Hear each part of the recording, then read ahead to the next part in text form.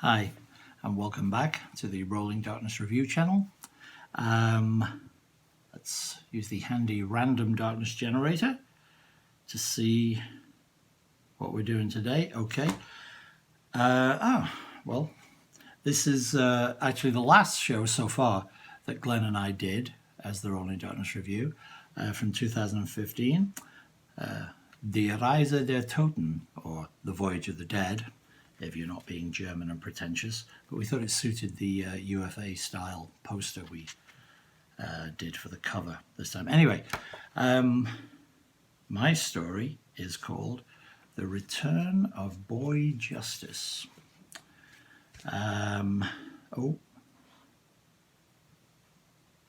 Snowman Skull, Slancher.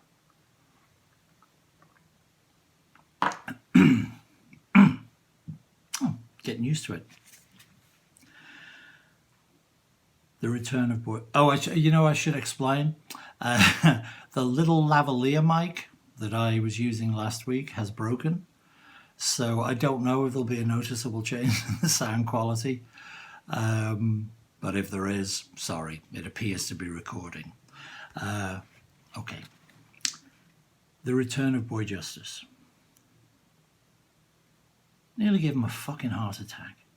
Out of nowhere, like a machine gun. Bam, bam, bam, bam, bam! On the door of Alderton's 7th floor apartment. Jesus Christ, what now? 78 years old. You'd think he could watch America's Got Talent in peace without some asshole rapping on his door like the whole damn building was on fire. In theory, people weren't supposed to be able to surprise the tenants at their own apartment doors. Needed to be buzzed in by the street door's intercom system. But the theory didn't allow for the fact that at least half the tenants were dicks, regularly wedging the street door open so as not to inconvenience their fucking drug dealers. Bam, bam, bam, bam, bam! Enough already. Not interested! Alderton shouted, but the rapping just increased in urgency at the sound of his voice, and he cursed himself for showing signs of life. He levered himself out of the armchair and grabbed his walking stick to help him across the room. If this was another Jehovah's fucking Witness, he'd tell them precisely where to shove their Watchtower subscription. Reaching the door. Don't know why my mouth is itchy, sorry. Reaching the door, he leaned his weight on the walking stick. He'd need leverage if he had to slam the door against some mugger working the early shift, and opened the door. No mugger. No soldier of God.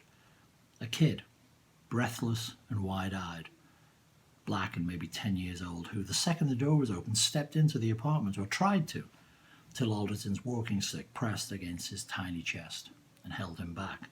Whoa, Alderton said. Where the hell do you think you're going? You gotta let me in, the kid said, part plaintive, part demanding. They're coming for me. You have to save me. What? Alderton said, and leaned his head over the boy to take a look up and down the corridor. There's nobody coming, kid. Run off home. I'm all out of Halloween candy. Huh? The kid said, mask of panic giving way briefly to a look somewhere between pity and contempt. Halloween's not for 3 months. Is that right? Jesus. He thought it was only a month or so since the last one. The older you get, the faster it goes. Time runs fleetfoot to the grave, he thought. The picture of the 6th grade schoolroom in which he'd first heard that line nearly 70 years ago, clearer in his head than anything he'd seen in the last decade. Mrs. Mitchell, in her powder blue blouse, reading glasses hanging from her neck by the vanity-free twine with which she'd replaced the broken gold chain. Susan Johansson, floral print long faded on her hand-me-down dress, but already a heartbreaker, rolling a pencil up and down the slope of her desk by the flicking of a restless forefinger. Paul Worrell, gazing out the window and urging on recess, the sleeve of his green cambric shirt interrupted by the tight black armband for his ranger brother, dead at Anzio. Hey, the kid said, reclaiming Alderton's attention. Help me, please, they're going to kill me. Kill you? Alderton said, don't be so fucking dramatic. Once upon a time, he'd have bitten his tongue off, language like that in front of a kid. But he'd watched the neighborhood go slowly to hell for the last 20 years and knew that nobody gave a shit about stuff like that anymore. I'm serious, the kid said. I saw him do the other guy back at Pickwick's, and they saw me. Pickwick's? Alderton said. What the hell were you doing skulking around behind a bar? So not relevant, the kid said, all but rolling his eyes, weary at old people's stupidity. Alderton didn't know whether to laugh or smack him upside his little wise-ass head. Why'd you come here? Alderton said. But the kid was done with backstory. Help me, he said, his voice flat and small. I'm scared. Shit. Alderton looked up and down the corridor again. Still empty. The elevator was silent too, and nor was there any sound of someone rushing up the stairs. But the kid's face was convincing in its lack of pantomime distress, in its stillness and surrender. Come in, Alderton said, ushering the kid past him with a hand between his shoulder blades. I guess I can call the police. No, not the police, the kid said, spinning to face Alderton as he closed his door. You. And then, like it would help clinch the deal, you helped me last time. Last time? Alderton looked more closely at the kid's face, tried to place it. Seeing him in the context of Alderton's own apartment, the framed one sheets on the wall behind him helped for some reason. The kid gave his best shot at a smile, which helped more, and something clicked into place in Alderton's memory. Last time all you wanted was a damn autograph, he said. It had been a year or more ago, and the kid had been accompanied by his stepmother, or at least some white woman Alderton assumed to be his stepmother, a joyless stick of a thing who hadn't had a lot to say through the 20-minute visit. The kid was a talker, though. Savvy little fucker, precocious and smart. As soon as they walked in, he glanced around at the shithole Alderton called home and said, they hadn't invented residuals back when you were working, huh? Kid, they'd barely discovered fire, Alderton said, and wasted a wink on the mother, whose return smile was that of someone who'd learned to imitate social responses without ever quite understanding or approving of them. Meanwhile, the kid had already registered the paused VCR image on Alderton's TV. Hey, he said, Jeopardy, the one you're on. Fast forward. Alderton, surprised and a little creeped out that the kid could be enough of an obsessive to recognize a specific episode of a daily quiz show from a freeze frame of the host, made no move to the remote, so the kid grabbed it himself. Had to be the only person his age who even knew what a VCR was anymore, and zapped through to where one of the contestants picked the $800 square in a category called Who Was That Masked Man? You watch this every day? The woman said to Alderton. Well, those are the words she used. Her tone and the unfriendly twinkle in her eye made it clear that what she was actually saying was, Christ, you are so fucking into yourself. No, Alderton said, intending an explanation that it was only their earlier phone call requesting this visit that had made him find the tape. But the kid shushed them before he could get it out. Here it comes, the kid said. On the screen, a much younger Alex Trebek said, Justice was child's play for this actor who portrayed the teenage sidekick of TV's vigilante hero, the Blue Valentine. And Alderton felt the same stab of humiliation he always felt when not one of the three contestants buzzed in. The kid gave a groan of disgust. Morons, he said, and stabbed the pause button before Trebek could shake his head at the contestants and say, No one remembers Chucky Alderton? Christ. Alderton barely remembered him. Hadn't been Chucky for decades. Charles G. Alderton was the name on the social security checks that were all that kept him from Skid Row. And he'd been Charles, not Chucky, in the handful of B-movies in which he'd appeared in the late 50s and early 60s, back before he and the public had quietly agreed that they should see other people. But the kid, unbelievably, did remember. Remembered not only the Blue Valentine's sidekick, Boy Justice, but also the actor who'd played him for the show's single season, from the fall of 51 through the spring of 52. Hence the phone call and Alderton's bemused agreement that the kid could come by and get some stuff signed. Alderton had met fans before, even done a couple of in-person appearances at conventions organised by dealers in pulp fiction nostalgia. But this kid was different. For a start, he wasn't fat, white and 50. Christ alone knew how he'd ever discovered the show in the first place. But he also seemed alarmingly unclear about the lines of demarcation between TV heroes and the actors who portrayed them. Alderton had the not entirely comfortable impression that the kid believed he was visiting what was left of Boy Justice as much as what was left of Chucky Alderton. But he was chatty and enthusiastic, loved action movies as much as Alderton did, and really knew his shit. They'd got into quite the smackdown about which Bond was best, and Alderton had happily scribbled his name on several Boy Justice items for him. Grey market DVDs of the show, an ex-library copy of the Encyclopedia of Pop Culture. Boy Justice merited a 5-line entry which managed to get 2 details of his costume wrong. And 3, plainly very precious to the kid, actual pulp magazines from the 30s. Not that Boy Justice had even appeared in the pulps. In the pages of Strange Thrills, the Blue Valentine had been strictly a one-man judge, jury and executioner, a masked vigilante so merciless he made the Shadow and the Spider look like bleeding heart liberals.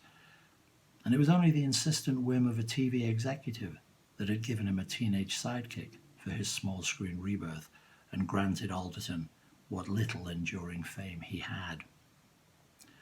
39 episodes, the last 13 filmed after a summer break, less popular with the fans because Alderton's voice had broken and he was suddenly as tall as Brooks Barrett, the handsome piece of wood who incarnated the Valentine himself.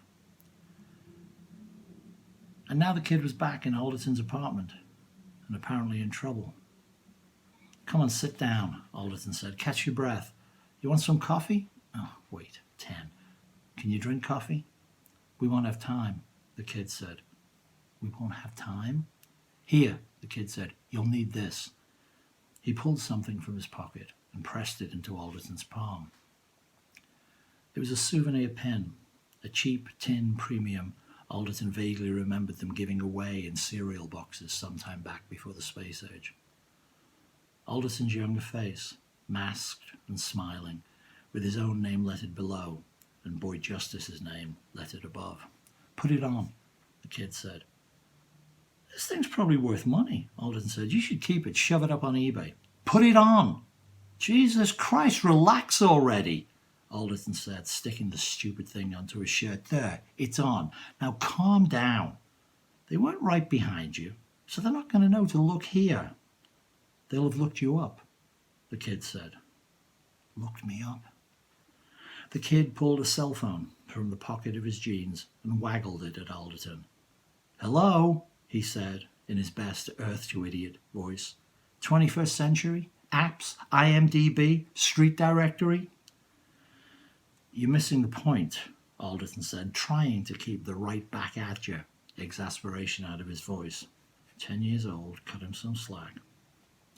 What would they be looking up to start with? "Boy Justice," the kid said, like it was obvious. "I told them you'd protect me." "Jesus Christ, kid, you couldn't just fucking run?" "I was running," the kid said. "I shouted it back at them. I thought it might stop them." Not even sheepish, like he still thought that. "You're completely delusional," Alderton said. "You need to be on some serious fucking medication, swear to God. What the hell do you think's going to happen if they show up here?" The kid shrugged. "You'll protect me," he said. And it was exactly then, with the kind of timing Alderton had thought possible only on his ridiculous TV show, that his apartment door was kicked in and everything became suddenly and alarmingly real. There were 2 of them, and the one who came in first was holding a gun, not pointing it at anyone, just letting everyone know it was available. should circumstance require. "Look out, he's got a gun," he said conversationally, waving the piece around a little in case they'd failed to spot it.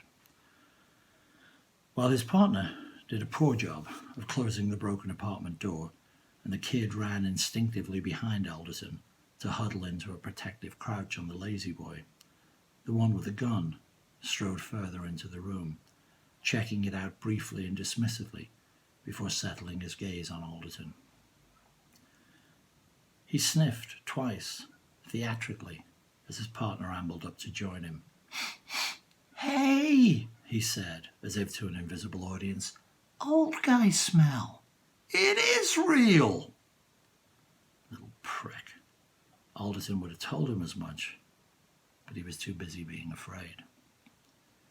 They were little more than kids themselves, maybe 20, maybe not even. And it was only as Alderton took in their polyester tracksuits and sneakers that he realized he'd been expecting pinstripes and fedoras, been expecting stock hoods from his fucking show. One would have been called Lefty, and the other would have been called something Italian, to add authenticity. But the one with the mouth was unmistakably Irish, and his shaved head partner was, who the fuck knew, Iron Curtain escapee it looked like, Armenian, Russian, some thug too dumb to pass the KGB entrance exam, exploring the free market opportunities of the New World. "You must be Boy Justice," Irish said, the grin mocking, the tone contemptuous. "Some kind of superhero, right? Some kind of Dark Knight shit?" "I'd have been Robin at best," Alderton said, "but no, I wasn't any kind of hero. I was an actor." He knew that this wasn't news to Irish, that the bastard was just fucking with him, but still his hand gestured pathetically at the one sheets on his wall, as if to offer proof, like this little thug gave a crap. Irish looked at the posters briefly, then back at Alderton. "Glad we got that straightened out," he said. "I was all set to shit my pants." As if to point out just how very far from frightening he found Alderton to be, he tucked the gun into the tracksuit's waistband at the small of his back and then displayed his empty hands, palms out at his sides. Smiled, too. "All friends here. Reasonable men, capable of coming to a reasonable understanding." "Look, Pops," he said, "if you play smart, we can get this done without ruining the rest of your retirement. All you got to do is convince me you're someone who knows when to keep his fucking mouth shut, and we'll be out of your hair." He threw an insolent glance at Alderton's balding head. "No offense," he added, and tossed a grin at KGB, who gave an unpleasant bark in response that Alderton figured was meant to be laughter. "What about him?" Alderton said, gesturing behind him. "Who, the kid?" Irish said. "We'll be taking the kid." Thing is, he didn't use the word kid. "What did you call him?" Alderton said. "Huh?" Irish said, cocking his head a little, as if mildly surprised at anything even resembling a challenge. "The kid," Alderton said. "What did you call him?" So Irish said it again. Conversational, like the word was nothing, like the kid was nothing. "Watch your damn mouth," Alderton said.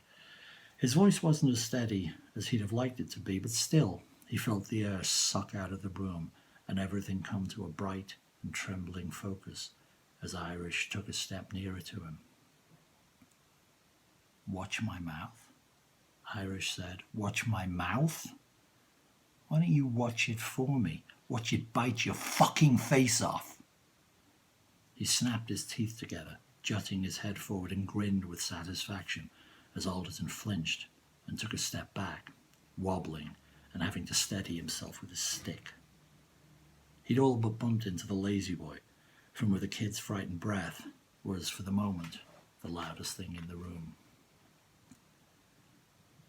"I'm not going to let you take him," Alderton said. Irish cupped a hand to his ear and leant his head forward. "One more time," he said. You're not taking him anywhere, Alderson said. I'm not going to let you. Well, well, Irish said, smiling like he was delighted with the way this was going. He turned to KGB, make sure he was getting this. Look what we got here, he said. A Mexican standoff. KGB looked around the room as if checking. No Mexicans, he said. No standoff, said Irish, and smashed Alderson in the face with a tight little fist that drove him to the floor and dropped him into blackness. The basement door's padlock had opened easily once Boy Justice had selected the right size pick from his utility belt's collection, despite the strangely thick oil that coated the lock and made his fingers work slippery. Now, as he stepped cautiously over the threshold into what lay beyond, the young crime fighter wondered, with a brief thrill of alarm, if he had in fact stepped over the very threshold of time itself. For the room in which Boy Justice found himself was no simple basement, but more akin to some terrible medieval dungeon. Great vaulted arches seemed to lead into infinite shadowed spaces beyond this first chamber in which he stood, and said chamber was lit only by a dozen flaming torches, torches which illuminated a huddled body lying on its cold stone floor. Glancing around with care to ensure that the motionless figure was indeed his sole companion in this eerie place, Boy Justice then crossed the room determinedly to uncover the mystery of this latest example of the evil workings of the Scarlet Claw and his minions. Kneeling, he turned the prone figure over so that the flaming torches of the dank dungeon could illuminate its face, and a cry of anguish erupted from the youngster's throat. "No!" he cried. "It can't be!" The pale and lifeless face was one he knew all too well. The figure lying motionless on the dungeon floor, its blue domino mask removed by whoever had done this terrible deed, was none other than Valentine Dyson himself. The Blue Valentine was dead. Boy Justice stared with profound horror at the charred edges of the bullet hole in the breast pocket of the Valentine's midnight blue suit, still reluctant to believe the evidence of his own eyes. Suddenly, evil laughter rang out as if from everywhere, echoing off the dank walls of the basement dungeon, and, as if from some unseen control device, all the torches extinguished themselves at once, plunging Boy Justice into blackness. The youthful hero leapt to his feet, readying himself for whatever new horrors the vicious crime lord had planned for him. Was that a movement behind him? A sudden movement, as of something rising from the shadows? Boy Justice span around, fists raised and ready despite the all-encompassing darkness in which he was contained. "Do your worst," he shouted defiantly. "I'll go down fighting." "That's the spirit," a voice said from the black void, "but let's hope it shan't be necessary." That voice. Was it? Could it be? Boy Justice held his breath, afraid to hope, until a match was struck in the blackness, revealing someone he had not hoped to see again this side of eternity. "Val!" Boy Justice shouted in ecstasy. "You're alive!" "Oh, I do wish you wouldn't use that diminutive of my name, young fellow," said the Blue Valentine. "Rather tends to undercut my dignity." The Valentine put the match to one of the torches, and then, flipping open his sterling silver cigarette case with an elegant gesture, he withdrew one of the black Russian cigarettes he favoured and lit it from the flame of the torch. "But how?" Boy Justice uttered in confusion. You were..." The Valentine smiled and held out the now closed cigarette case in order to let Boy Justice see the flattened bullet embedded in the centre of its filigree design. "Lined with adamantium," he said, "and always worn over my heart." In the same movement that replaced the case in his inside pocket, the Valentine produced another blue domino mask and affixed it to his face. "I don't suppose you happened to notice my topper anywhere before that rather melodramatic dousing of the lights," he said. Boy Justice, still reeling from the shock of his mentor's rebirth, pointed to where the blue silk opera hat lay on the stone floor. "Well spotted, sir," said the Valentine, and retrieving the hat, placed it atop his head at the slightly rakish angle he preferred. "Better?" he said. "Better," the lad replied. The Valentine put out his hand, and Boy Justice, returning the gesture, gripped it fervently. "The oath?" he asked. "The oath," said the Valentine, and together they repeated the words that had come to be feared by wrongdoers everywhere. "Where evil lurks, it shall not live. The Valentine does not forgive." The Valentine nodded, smiled, and removed the flaming torch from its wall holder. "The work awaits," he said.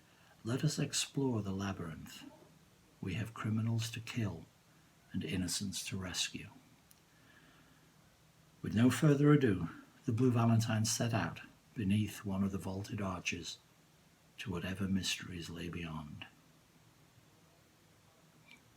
Boy Justice stared after him, watching until the midnight blue of the Valentine's costume could no longer be distinguished from the shadows surrounding it.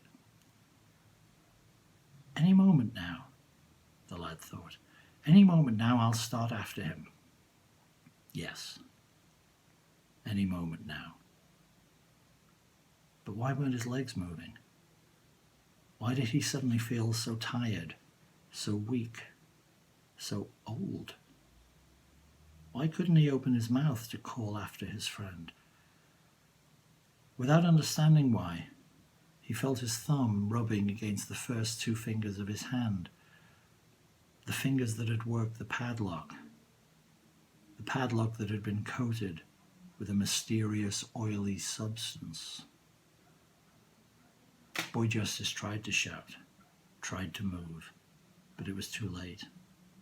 He was powerless against the sudden wave of dizzying unconsciousness that raced through his body, slamming into him like a tight little fist that drove him to the floor and dropped him into blackness. Alderton blinked his eyes open. A grinning face was looking down at him. "How'd that feel, Pops?" Irish said. Alderton, still on his back on the floor, opened his mouth to answer but started spluttering on the blood that flowed in from his shattered nose. He felt like he was going to choke, felt the accompanying panic rise, and forced himself to take slow, shallow breaths until his body decided it wasn't going to die right that minute. He twisted his head on the floor to look around. He couldn't have been out long, because nothing else seemed to have happened. The kid was still huddled, petrified, on the chair, and KGB was still standing a few feet behind Irish, passing the time by doing a little browsing of Alderton's poorly stocked bookshelf.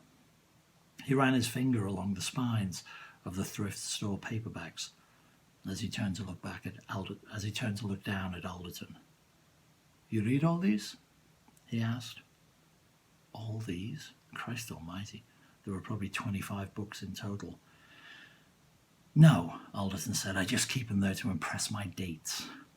He finally managed to get himself up onto one elbow. "Little help here?" he said to Irish, extending his other hand for a lift up. "Fuck off," Irish said. Nice.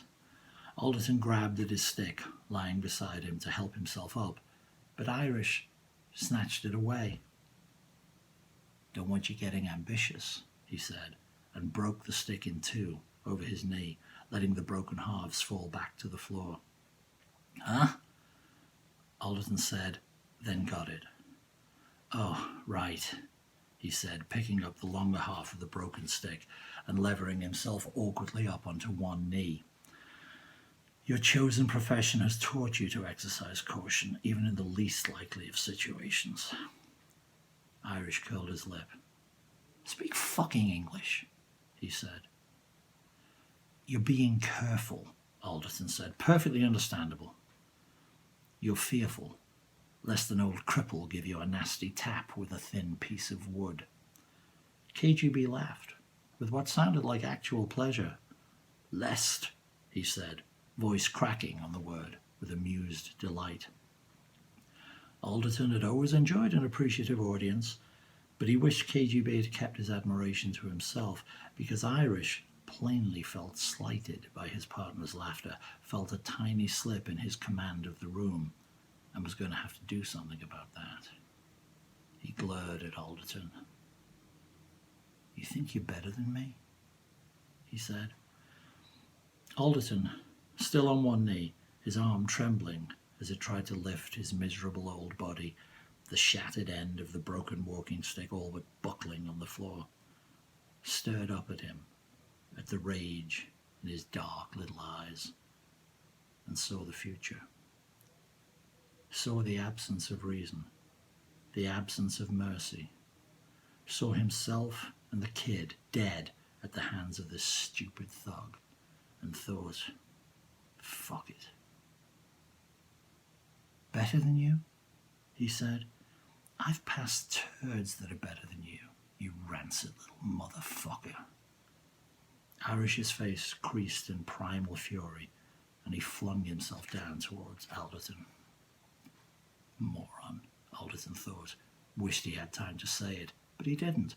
What he had time to do was raise the stick and keep it as stiff as his atrophied muscles allowed. The idiot's momentum did the rest. The sharp end of the shattered walking stick slid easily through his left eye and plunged deep inside his skull. Alderton gave a further twisting thrust until he knew he'd skewered the fucker's brain, and then flipped the body aside. "Jesus Christ!" KGB shouted, shock freezing him in place. "Alan!" Alan? The fuck kind of gangster name was Alan? Alderton watched KGB finally raise his hands into fists like he was going to do something. But KGB wasn't going to do shit. Alderton was. He reached over Alan's twitching body and yanked the gun out of the waistband. KGB was running at him now, but Alderton felt like he had all the time in the world. Too young for Korea, too old for Vietnam, but 2 years in the service and plenty of target practice. He cocked the gun, held his breath, and fired. Like riding a fucking bike. The bullet went exactly where Alderton wanted. KGB's kneecap exploded in a shower of blood and bone, and Alderton watched him hit the floor screaming. Behind him, he heard the kid exhale loudly, part gasp, part sigh of relief, and Alderton forced himself upright with the other half of his stick. He limped a step or two toward KGB. Fuck the limp. Fuck Time's Fleetfoot run to the grave. Fuck everything, especially this whimpering bully and his dead or dying asshole friend.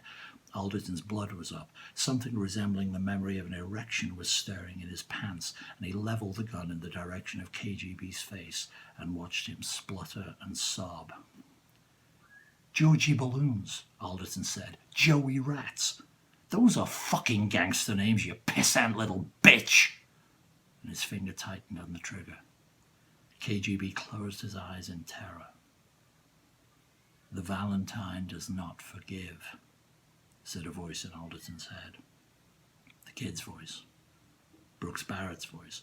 The voice of Alderton's rage at all that had been lost. The voice of the dark. The voice of the Valentine himself, primal and merciless. But the Valentine wasn't here. It wasn't his call anymore. Alderton waited a moment, took a breath, let the adrenaline rush recede. KGB opened his eyes, squinting, unsure, afraid to hope. Alderton lowered the gun, slightly. "One word," he said. "One wrong move." KGB nodded carefully. "Call the cops, kid," Alderton said. "Use that fancy phone of yours. Use a fucking app if you like. Knock yourself out." But the kid wasn't listening. "Boy justice," he was whispering. "Boy justice." Like a mantra, like a prayer, like everything he needed to be true in the world suddenly was. Later, after the cops had come and gone and a woman from social services was on her way to take the kid home, The kid asked Alderton what happened now. You go home to your mother, Alderton said. She's not my mother. Does she feed you? Yeah. Wash your clothes? Get you to school on time? A shrug, a reluctant nod. She ever smack you around? No. Then she's meeting minimum requirements, Alderton said. The rest of it, you're going to have to find for yourself. It's there if you look. Be good to your friends. If they're not good to you, find better friends. Most of my friends are idiots, the kid said. That's life in the big city. The kid cocked his head, looked at Alderton appraisingly. You're quoting RoboCop, he said. Oh, Alderton said. Check out the big brain on Brad. Pulp Fiction, the kid said. See, said Alderton. Not all your friends are idiots. The kid just looked at him. Life had already taught the poor little bastard not to ask. Saturday afternoons, Alderton said, provided it's all right with your mother. We'll watch movies, get drunk, smoke cigarettes. The kid's mouth fell open. Jesus, Alderton said, what are you, retarded? No booze, no cigarettes. Learn to recognize a joke, for Christ's sake. The kid smiled at him. Alderton felt his heart jump in his chest. Not the arrhythmia for once, thank Christ, but something older, something waking from a long sleep. He hoped that somewhere, in whatever unlikely area of heaven God reserved for people born not of flesh and blood, but of imagination and desire, the Blue Valentine was proud of him. The work awaits, he'd said in Alderton's dream. We have criminals to kill and innocents to rescue. Well, it was going to be slow, and it was unlikely to be spectacular, but a rescue was nevertheless underway. As he felt his own mouth return the kid's smile, though, Alderton found himself wondering just for a moment which of them it was who was being rescued.